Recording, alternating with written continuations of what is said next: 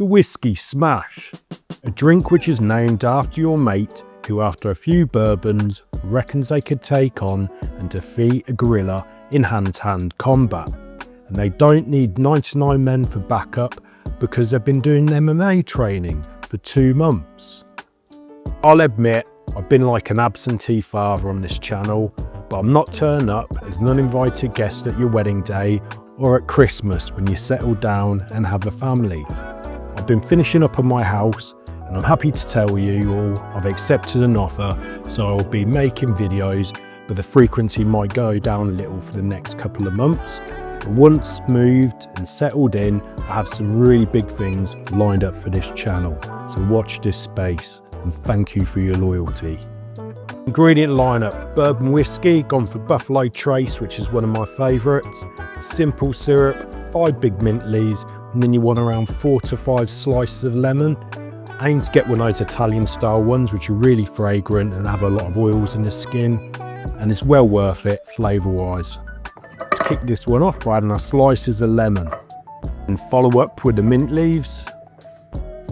Give this a really good muddle so you can let those lemons unleash plenty of oils, but just be careful you don't bruise the mint leaves. Add 2 ounces, that's 60 ml of bourbon, to our shaker.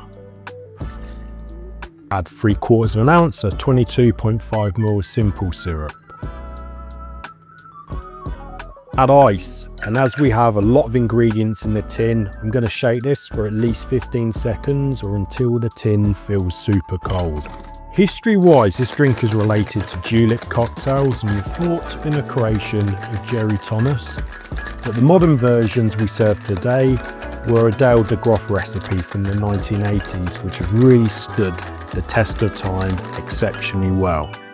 We'll strain this over ice into a rocks glass, then lastly garnish with a lemon wedge and a mint sprig. Taste test. This is an excellent drink. The bourbon is the hero ingredient. You get the caramel and vanilla notes and it brings the complexities to the proceedings, and obviously the booze. The lemon is superb. It really is sort of the anchor in this drink. Balances it out really well, and the mint just works so well with it. It's an underrated combo in my opinion. And then the simple syrup just holds it together a bit. It's another one of those cases of simplicity working really well. I'm very impressed by this drink. It's a solid 8.8 out of 10 for me.